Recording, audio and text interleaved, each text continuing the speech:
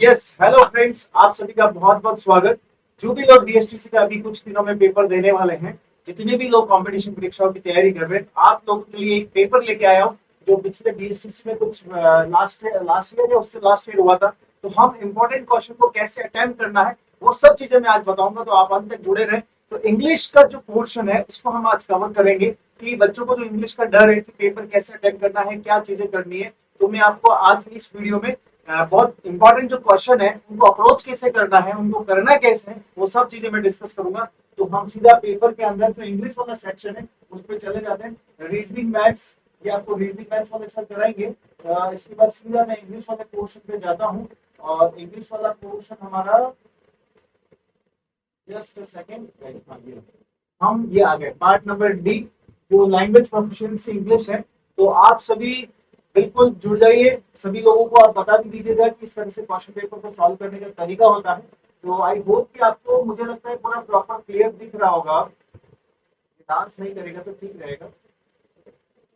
हाँ, तो मैं एक बार देख लेता हूँ कि आपको विजिबल हो रहा है नहीं हो रहा है।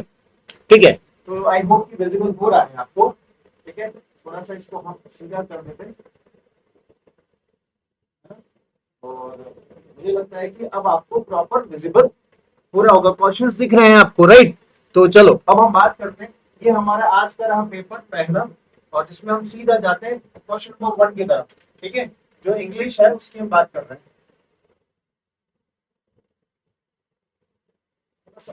मेरा लग रहा है,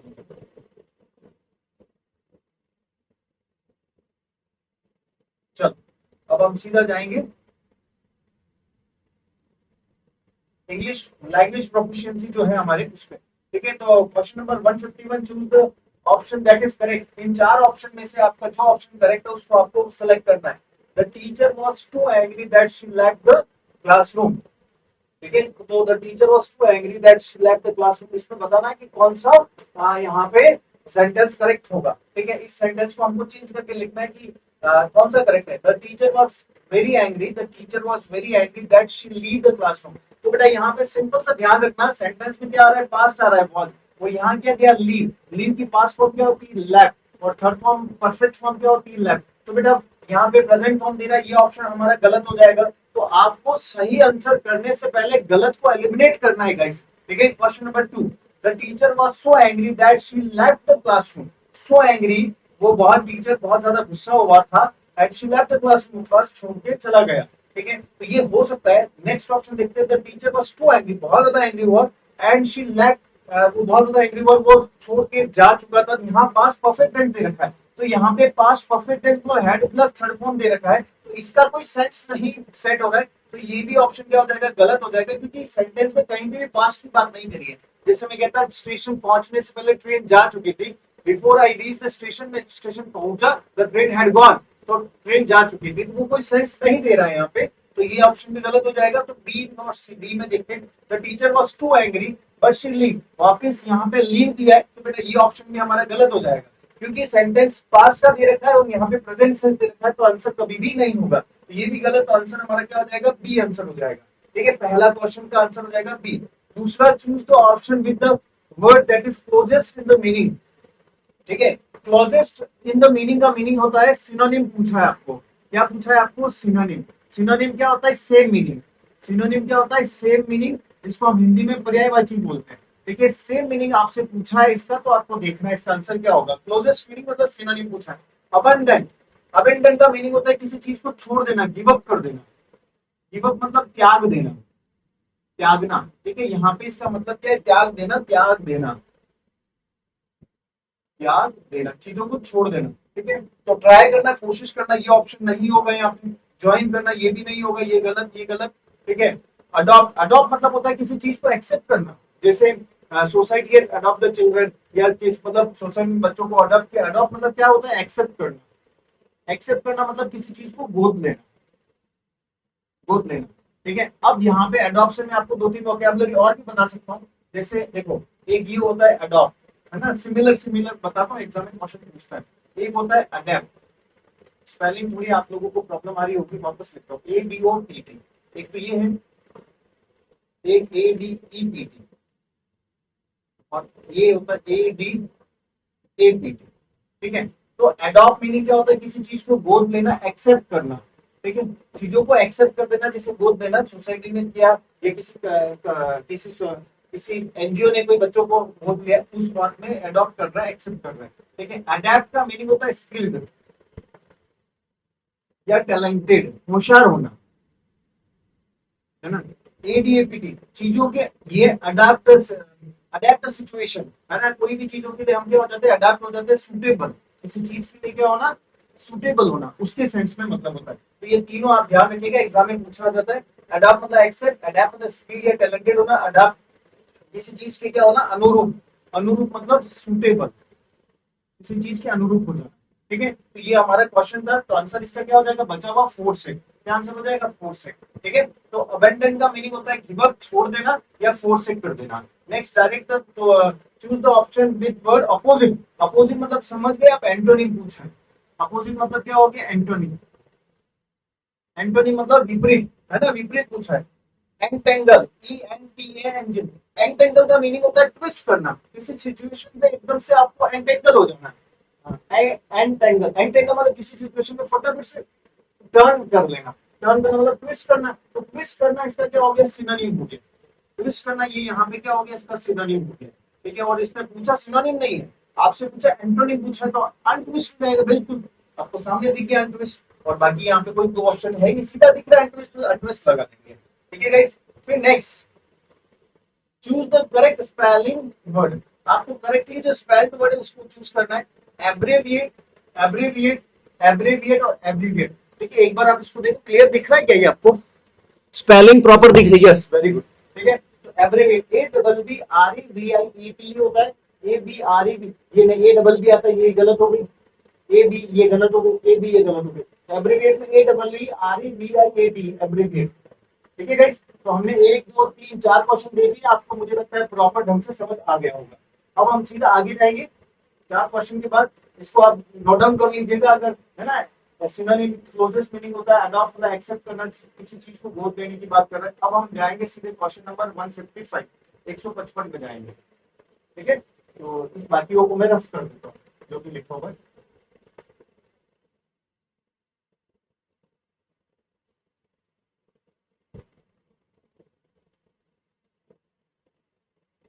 ठीक है, अब देखिए क्वेश्चन नंबर 155 पे हम जाएंगे। ठीक है, person who loves book and reading, ऐसा व्यक्ति जो चीजों को, पर्सन व्यक्ति जो लव्स करता है, किताबों को लव करता है, बुक को लव करता है, रीडिंग, रीडिंग करना पसंद है।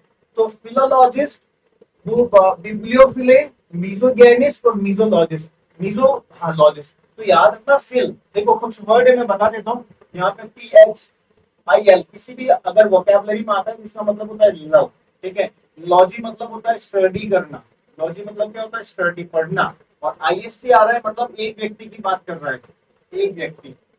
एक व्यक्ति मतलब क्या हो जाएगा, वन हु डूअर, एक जो काम को करने वाला होता है ना, उसकी बात करता है। ठीक है, फिर हो गया, फिर आ रहा है मीजो। मीजो मतलब होता है हेट करना, किसी को क्या करना, हेट करना। अभोर, अभोर मतलब क्या होता है, नफरत करना, ABHOR। ठीक है, तो ये वोकेबलरी आपको थोड़ा ध्यान रखना है। फिर मतलब क्या होता है, लव। लॉजी मतलब स्टडी करना, IST मतलब एक व्यक्ति की बात करता है। मीजो मतलब हेट करना। इसके अलावा GYNE, ज्ञानी का मीनिंग होता है वुमन, क्या होता है, वुमन, औरत की बात करता है। ठीक है, तो एक बहुत अच्छा कॉमन सा वर्ड भी आपने पढ़ा होगा, गायनेकोलॉजिस्ट। ये वोकैबुलरी गर्ल्स सभी जानती होगी, इस वोकैबुलरी का क्या मतलब होता है। लॉजी मतलब स्टडी करना, IST मतलब एक व्यक्ति, देखो वापस बता रहा हूँ। ठीक है, लॉजी मतलब क्या होता है बेटा, अभी बताया, लॉजी मतलब स्टडी करना, IST मतलब एक व्यक्ति, सामने लिखा है। GYNE का मतलब होता है वुमन, क्या होता है, वुमन। ठीक है, इसका इसका मतलब हो गया वुमन। IST मतलब एक व्यक्ति। ठीक है, लॉजी मतलब स्टडी करना। गायनेकोलॉजी, एक व्यक्ति जो वुमन के बारे में स्टडी करता है, कौन हो जाएगा, स्त्री रोग विशेषज्ञ। इसको हम क्या बोलेंगे, स्त्री रोग विशेषज्ञ। जो ऐसी व्यक्ति जो स्त्रियों के बारे में क्या जानती है, सब चीजें जानती है, उसको हम बोलते हैं स्त्री रोग विशेषज्ञ, या बोलेंगे वुमन स्पेशलिस्ट, वुमन स्पेशलिस्ट, है ना, वुमन स्पेशलिस्ट होगी। ठीक है, तो ये आपको ध्यान रखना है कुछ वोकैबुलरी। अब हम यहाँ आते हैं सीधा, यहाँ पे देखो, फिलो, फिलो मतलब लव, अभी पढ़ा हमने। लॉजी मतलब स्टडी करना, तो किस चीज को स्टडी करना? फिलोलॉजिस्ट। फिलोलॉजिस्ट होता है कि लैंग्वेज के बारे में जानना, history, geography, art and culture, इनके बारे में पढ़ने का जिसको शौक होता है, न्यूज़पेपर पढ़ना, मैगजीन पढ़ना, हिस्ट्री पढ़ना, या ज्योग्राफी पढ़ना, या पोएम्स पढ़ना, या लैंग्वेजेस के बारे में पढ़ना, फिलोलॉजिस्ट होता है। जो भाषाओं के बारे में पढ़ना अच्छा लगता है, पर्सन हु लव्स लैंग्वेजेस, उसको बोलते हैं फिलोलॉजिस्ट। बिब्लियोफिल है, बिब्लियो मीन्स होता है बुक्स, बिब्लियो मीन्स क्या होता है? बुक्स। ठीक है, तो यहाँ किताबों की बात कर रहा है, और फिल्म मीन्स लव, तो आंसर क्या हो जाएगा? बिब्लियोफिल है। तो ध्यान रखना, बिब्लियोफिल का मीनिंग होता है बुक्स को जो लाइक करता है, और मीजो बिब्लिक होता है जो बुक्स को लाइक नहीं करता है, जिसको पढ़ने में जोर आता है, उसको बोलता है मीजो बिब्लिक। और आप सब, मुझे पता है आपको पढ़ने में मजा आता है, तो आप क्या है? फिलो बिब्लिक है। ठीक है, तो फिलो बिब्लिक भी बोल सकते हैं, बिब्लियोफिले भी बोल सकते हैं, बोथ आर करेक्ट। तो फिले का मतलब ध्यान रखना लव, बिब्लियो का मीन्स होता है बुक्स, तो बिब्लियोफिले क्या हो जाएगा? लव्स बुक्स, मतलब जो पर्सन किताबों को पढ़ना अच्छा लगता है। और मीजो का मतलब होता है हेट, और मीजो मतलब हेट होता है, बिब्लियो मीन्स बुक, तो मीजो बिब्लिक क्या हो जाएगा? To hate books. ठीक है, तो आंसर यहाँ पे क्या बात कर रहा है? लव बुक और रीडिंग का बात कर रहा है, तो फिलो बिब्लिक हो जाएगा। मीजो ज्ञानिस, GYND का मतलब अभी पढ़ा था हमने, वुमन। ठीक है, IST मतलब एक व्यक्ति, वुमन एक व्यक्ति, मीजो मतलब हेट, एक ऐसा व्यक्ति जो वुमन को हेट करता है, वुमन को लाइक नहीं करता है, वुमन को डिसलाइक करता है, उसको बोलते हैं मीजो जेनिस, मीजो जेनिस है ना, मीजो जेनिस बोलते हैं। मीजोलॉजिस्ट, मीजो मतलब अभी पढ़ा हमने हेट, देख सकते हैं अभी मैंने बताया ना था, ये मीजो का मतलब क्या था? हेट करना, है ना, इसको भी आप लिख सकते हैं। फिर लव, स्टडी, एक व्यक्ति है ना, ये आप लिख सकते हो। फिर मीजो मतलब हेट, लॉजी मतलब क्या हो गया? लॉजी मतलब क्या? स्टडी करना, आईएसटी एक पर्सन। तो एक पर्सन जो लैंग्वेजेस के बारे में जिसको पढ़ना अच्छा नहीं लगता है, a person who hates languages, a person who hates reading of history, art and culture, geography, या लैंग्वेजेस के बारे में जिसको पढ़ना नहीं पसंद है, उसको बोलते हैं मीजोलॉजिस्ट। फिलोलॉजिस्ट हो जाएगा जिसको पढ़ना पसंद होता है, बिब्लियोफिले किताबें पढ़ना जिसको पसंद है, लाइक करता है। मीजोजेनिस्ट जो वुमन को हेट करता है, तो ये वोकैबुलरी हमने पढ़ी। अब बेटा हम बात करते हैं पैसेज राइटिंग में। ठीक है, पैसेज राइटिंग 155 से लेकर 159 तक 6 7 8 9 4 क्वेश्चन है। तो 4 क्वेश्चन है बेटा, इसमें आपको ध्यान रखना है, पैसेज को कभी भी आता है, ये तो बड़ा इजी पैसेज है, इसको पैसेज पढ़ लोगे तो भी चलेगा। दूसरा, अगर पैसेज कभी आता है तो सबसे पहले पैसेज रीड नहीं करना है, पैसेज के जो क्वेश्चन है उनको रीड करना है।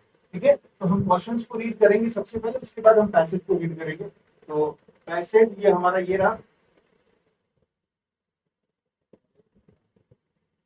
है ना, ये रहा passive. Mentality of nation according to the author of deuce, तो क्वेश्चन देख रहे हैं, mentality of nation, mentality of nations की बात करें अकॉर्डिंग टू द ऑथर, ये सब चीजें इसमें बताने की बात कर रहे हैं हमें। तो ठीक है, तो ये सब बताने की बात कर रहे हैं। तो क्वेश्चन देखा मैंने, प्रेजेंट कैरेक्टर, पॉलिटिकल हिस्ट्री बात कर रहे हैं, the character of nation is the result, ये कैरेक्टर की बात कर रहे हैं, क्या कैरेक्टर है। ठीक है, फिर हम नेक्स्ट गए यहाँ पे, अब नेक्स्ट वापस हम क्या कर रहे हैं? क्वेश्चंस को देख रहे हैं।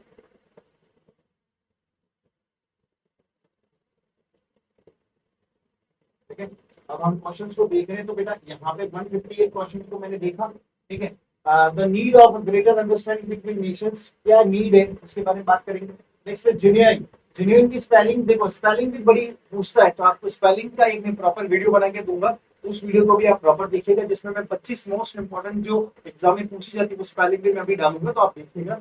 Genuine in the passage means, genuine मतलब हिस्टोरिकल, पॉलिटिकल, रियल, ऐसे कोई भी चीज जेन्युइन होनी चाहिए। तो जेन्युइन का मतलब क्या है? जो मैं पढ़ा रहा हूँ जेन्युइनली तरीके से पढ़ा रहा हूँ, तो जो भी रियलिस्टिक चीजें हैं उनको मैं बताने की बात कर रहा हूँ, है ना। हम कोई भी चीज कहते हैं भाई जेन्युइनली मैं बता रहा हूँ, तो जेन्युइनली का मीनिंग हो गया रियलिस्टिक, रियलिस्टिक मतलब रियल, तो फेक तो होगा नहीं आंसर। तो यहाँ पे इसने पूछा इसका मतलब क्या, तो मैं बिना पैसेज को पढ़े भी मैं वोकैबुलरी कर सकता हूँ, तो इसका आंसर क्या हो जाएगा? रियल, और हम पैसेज पढ़ेंगे, देख लेंगे उसके बाद। ठीक है, अब नेक्स्ट क्वेश्चन की बात जाएंगे हम। तो अब हमारा article, choose the correct alternative, in 4 alternative में से एक अल्टरनेटिव आपको सेलेक्ट करना है। ठीक है, कार मस्ट बी इंश्योर्ड, अब आपको पूछा है car must be insured, car insured होनी चाहिए। ठीक है, a car, an car, the car, all car. ठीक है, बताओ आंसर क्या आएगा? एक बार थोड़ा सा मुझे लग रहा है आपको दिख तो रहा है ना। हाँ चलो, आपको दिख रहा है। अब यहाँ पे देखते हैं, कार मस्ट बी इंश्योर्ड, देखो मस्ट एक मॉडल है। ठीक है, मस्ट के बाद मॉडल के जस्ट बाद बी प्लस बोथ की थर्ड फॉर्म स्ट्रक्चर करेक्ट है। ठीक है, एक कार की बात कर रहे हैं। एन आर्टिकल, यहाँ पे वोवल साउंड नहीं आ रहा है, क आ रहा है। ठीक है, क आ रहा है, वोवल साउंड नहीं है, वोवल साउंड नहीं है, एन नहीं है, ये कार दो। कार मस्ट बी इंश्योर्ड, तो कोई कार स्पेशल कार नहीं है, मर्सिडीज कार, बीएमडब्ल्यू कार, या टाटा की कार कोई नहीं है, तो ये स्पेशल कार नहीं, तो द भी नहीं लगाएंगे। ऑल कार, ऑल कार नहीं होगा, ऑल कार्स होगा, बहुत सारी कार्स होगा। तो ऑल कार्स होना चाहिए, तो ये ऑल भी नहीं आएगा। ठीक है, तो आंसर क्या हो जाएगा, a car must be insured, एक कार है जो इंश्योर होनी चाहिए। आप देखो इंश्योर ऐसी कुछ वोकैबुलरी में आपको थोड़ा और बता देता हूँ। एक इंश्योर होता है, एक एंश्योर होता है, एक अश्योर होता है।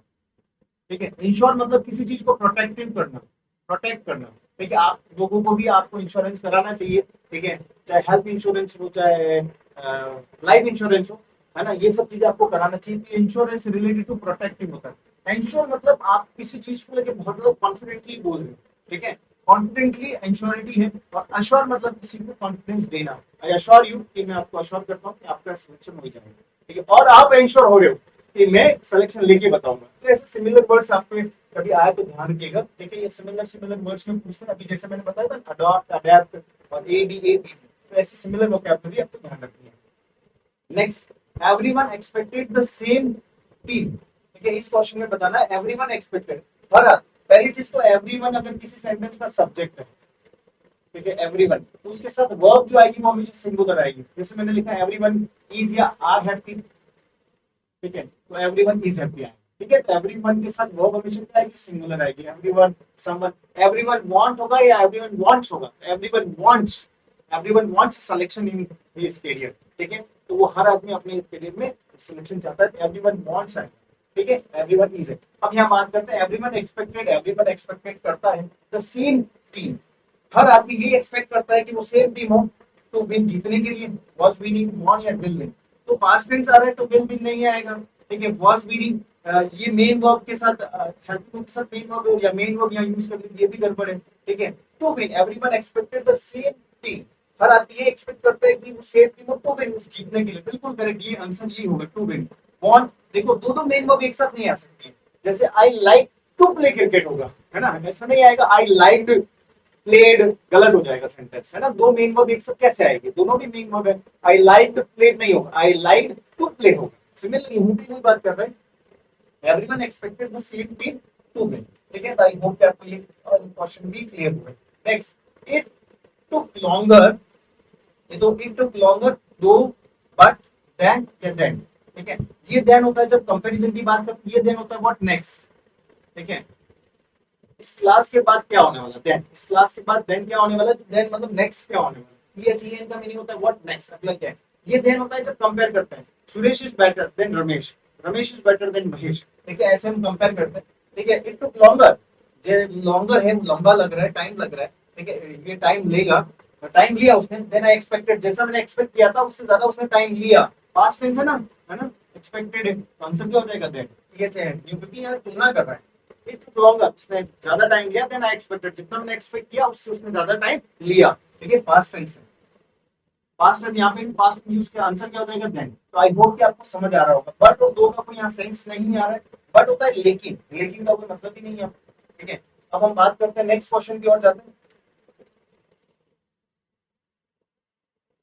ठीक है, अब हमारा next question, only change into the following sentence as character in the brackets. ठीक है, जैसा आपको ब्रैकेट में दिया है उसके अकॉर्डिंग आपको चेंज करना है। Only A coward would say so, only A coward, जो कॉवर्ड मतलब होता है डरपोक, टिमिड, कॉवर्ड मतलब होता है टिमिड, टिमिड मतलब होता है डरपोक, जो चीजों से काम करने में डरपोक होता है, रिस्क नहीं लेता है। Only A coward would say सो, जो जो डरपोक होते हैं वही कहते हैं कि हाँ ऐसा होता है। तो जब भी इसको इसमें चेंज करना, ट्रांसफॉर्म इनटू नेगेटिव। ठीक है, तो इसका ये मतलब होता है ट्रांसफॉर्मेशन ऑफ सेंटेंस का, इसका भी मैं एक बड़े अच्छा वीडियो डाल दूंगा। ठीक है, इसका मतलब ये होता है कि कभी भी अगर आप कोई भी में चेंज करते हैं, जैसे पॉजिटिव को नेगेटिव में करते हैं, नेगेटिव को पॉजिटिव में करते हैं, पॉजिटिव को असर्टिव में करते हैं, पॉजिटिव को इंट्रोगेटिव में करते हैं, अभी हमको कुछ नेगेटिव में करते हैं। ठीक है, तो इन सेंटेंस को कभी अगर चेंज करते हैं तो पहली चीज ध्यान रखनी, मीनिंग नहीं बदलना चाहिए। फर्स्ट इंपॉर्टेंट रूल क्या है कि मीनिंग नहीं बदलना चाहिए। ओनली फॉरवर्ड, तो कभी भी ध्यान रखना जब नहीं, ओनली अगर किसी सेंटेंस का सब्जेक्ट बन रहा है, ओनली स्पेशल बता रहा हूँ, ओनली अगर बन रहा है और उसको नेगेटिव में बनाना है तो कुछ नहीं करना, ओनली की जगह नन कर दो। क्या कर दो, नन। और यहाँ पे ऑप्शन में नॉट और और नो इसमें दे रखा, नन ही एक में दे रखा, आंसर क्या हो जाएगा नन बट। ठीक है, फिर ओनली को किस में चेंज कर देना है, नन बट में कर देना है, बस। और common would say so answer हो जाएगा। ठीक है, ओनली को किस में चेंज करना है, नन बट, तो मीनिंग चेंज कर देता है और नेगेटिव भी आ जाता है। ठीक है, तो ये ध्यान रखिएगा। Next, Mohini is more beautiful than Mitali, use positive degree. ठीक है, तीन तरह की डिग्री होती है, positive degree, comparative degree, superlative degree. ठीक है, ये मैंने आर्टिकल के अंदर पढ़ा रखा है। पॉजिटिव डिग्री, ठीक है, ये चेंजेस वाले सेंटेंस है। पॉजिटिव डिग्री जैसे ब्यूटीफुल है ना, अभी इसमें दिया है ब्यूटीफुल, ब्यूटीफुल हो गया। कंपैरेटिव डिग्री क्या हो जाएगी, मोर ब्यूटीफुल। और सुपरलेटिव क्या हो जाएगी, most beautiful. Most beautiful, beautiful, more beautiful, most beautiful. ये इरेगुलर डिग्री, क्योंकि इसमें ब्यूटीफुलर, ब्यूटीफुलेस्ट ऐसे नहीं किया इसके लिए। ठीक है, जैसे मैं बोलता टॉल, टॉलर, टॉलेस्ट कर देता, तो वो रेगुलर डिग्रीज है। इरेगुलर डिग्री जिसमें मोर और मोस्ट लगा।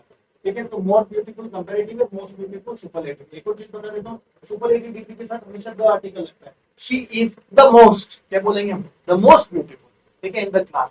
ये भी आपको थोड़ा ध्यान रखना है, 3 तरह की डिग्री। अब हमें चेंज करना है, Mohini is more, Mohini is more beautiful. Mohini ज्यादा ब्यूटीफुल है किससे, मिताली से।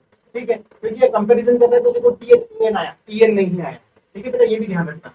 वो अभी मैंने बताया था, THEN का मतलब होता है अगला क्या होगा, नेक्स्ट क्या होगा। ठीक है, Mohini is more beautiful, Mohini more beautiful than Mitali, use positive degree. आपका मीनिंग नहीं बदलना चाहिए, पॉजिटिव डिग्री को यूज करना। मोहिनी मोर ब्यूटीफुल है, Mohini is not so beautiful as Mitali. Mohini beautiful नहीं है एज मिताली, तो ये मतलब बदल गया, है ना। तो मोहिनी ब्यूटीफुल है, तो ये आंसर गलत हो जाएगा। Next, Mohini is rather beautiful than Mitali. Mohini उससे ज्यादा ब्यूटीफुल है मिताली से, तो यहाँ पे उसने कम क्या कहते हैं, पॉजिटिव डिग्री यूज नहीं की है। ठीक है, तो रेदर ब्यूटीफुल, मोहिनी रेदर मतलब ये भी नेगेटिव सेंस है। Mohini is rather beautiful, Mohini beautiful नहीं है मिताली से, एक बात कर ही नहीं रहा है, मोहिनी ब्यूटीफुल है, ये आंसर भी गलत हो जाएगा। Next sir, Mitali is not as beautiful as Mohini. Mitali beautiful नहीं है, इतनी ब्यूटीफुल नहीं है मोहिनी जितनी। बिल्कुल ये करेक्ट हो रहा है, मोहिनी ब्यूटीफुल है, तो मिताली कम ब्यूटीफुल। और यहाँ पे एज भी यूज कर लिया, इसमें ब्यूटीफुल भी आ गया, तो पॉजिटिव डिग्री आ गई। तो पॉजिटिव डिग्री आ गई, और यहाँ पे नेगेटिव भी लगा दिया उसको। ठीक है, मोहिनी ब्यूटीफुल, मिताली ब्यूटीफुल नहीं है, कितनी ब्यूटीफुल नहीं है जितनी मोहिनी है। तो आंसर ये सुटेबल हो रहा है, तो आंसर क्या हो जाएगा, सी। चेक आउट कर लेते हैं, Mitali as beautiful as Mohini. Mitali beautiful है मोहिनी से, तो नहीं बात कर रहा है मोहिनी की, आंसर गलत हो जाएगा। तो इस क्वेश्चन को जब हमने पढ़ा और थोड़ा समझा, तो समझने के बाद हमें आंसर मिल गया। ऐसे ही आपको थोड़ा सा एग्जाम में फोकस होकर पढ़ना है, घबराना नहीं है, कि थोड़ा सा मीनिंग समझने की कोशिश करना है, क्या कहना चाहते हैं। ठीक है, इस तरह से आप क्वेश्चन करेंगे तो आपको हो जाएगा। Next, I the stadium long before the match. ठीक है, जब भी किसी सेंटेंस में लॉन्ग बिफोर आता है, बिफोर आता है, अगर एक सिंपल पास्ट दे रखा है तो दूसरा हमेशा पास्ट परफेक्ट होता है।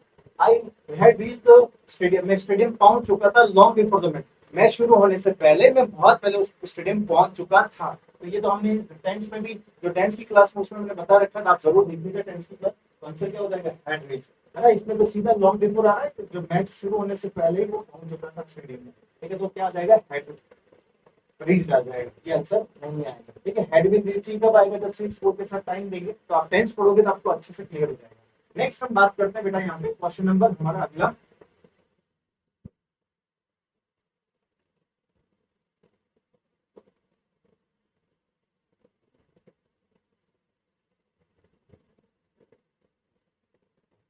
अब यहाँ पे हम बात करते हैं सीधा, तो फॉरवर्ड मतलब डरपोक, टिमिड उसमें क्या होता है, सिनोनिम्स। आप भी नोट डाउन करिएगा जो भी चीज बता रहा हूँ, सबको बहुत फायदा होने वाला है। ठीक है, अब यहाँ चलते हैं।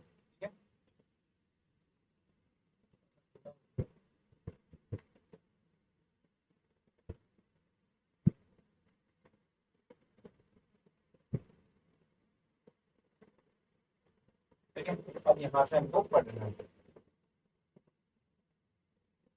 ऐसे करना है। ठीक है, चलो, she said to me what are you doing. ठीक है, इसका क्या करना है, ये डायरेक्ट एंड मतलब डायरेक्ट एंड डायरेक्ट का क्वेश्चन है, इन्वर्टेड कॉमा में, ये डायरेक्ट स्पीच है, इसका हमें क्या बनाना है, इनडायरेक्ट बनाना है, इनडायरेक्ट नरेशन करना है।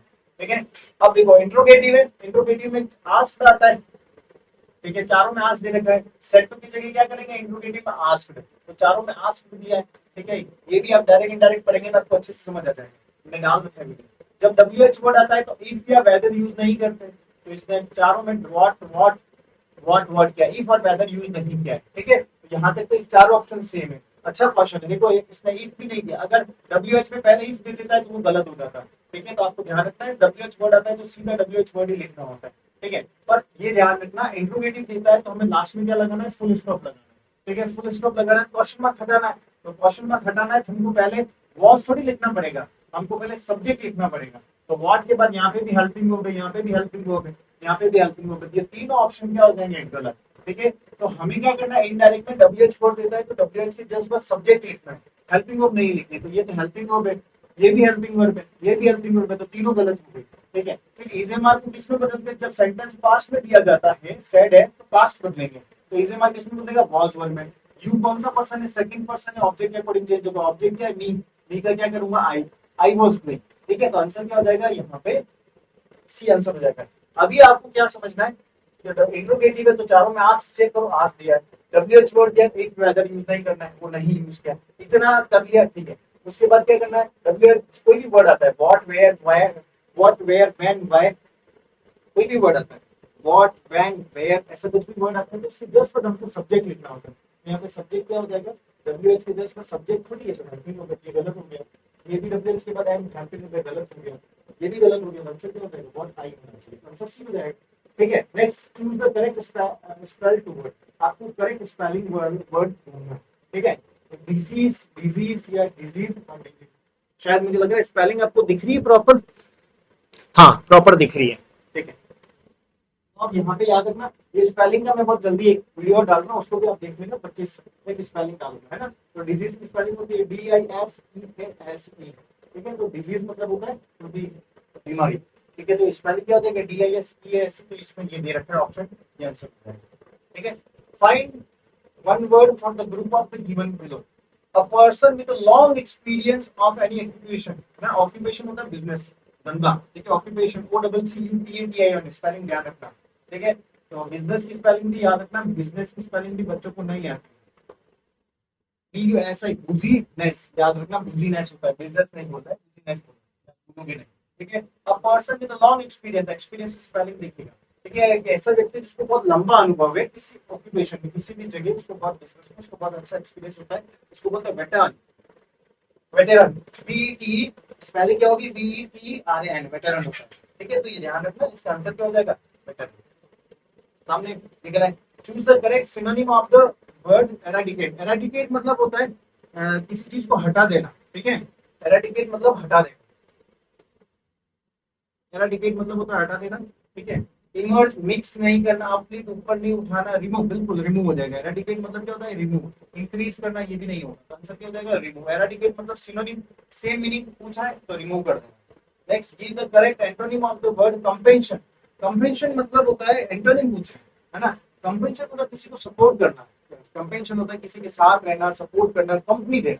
ठीक है, कंपेंशन का मीनिंग होता है COMPASSION, मतलब बहुत मन से काम करना, सपोर्ट करना, पॉजिटिवली उस पे कंपेंशन होना, कंपनी देना, सपोर्ट करना, ही होता है। और एंटोनिम पूछा है तो एंटोनिम क्या हो जाएगा? Conducive, connection. कनेक्शन इसका सिनोनिम हो सकता है।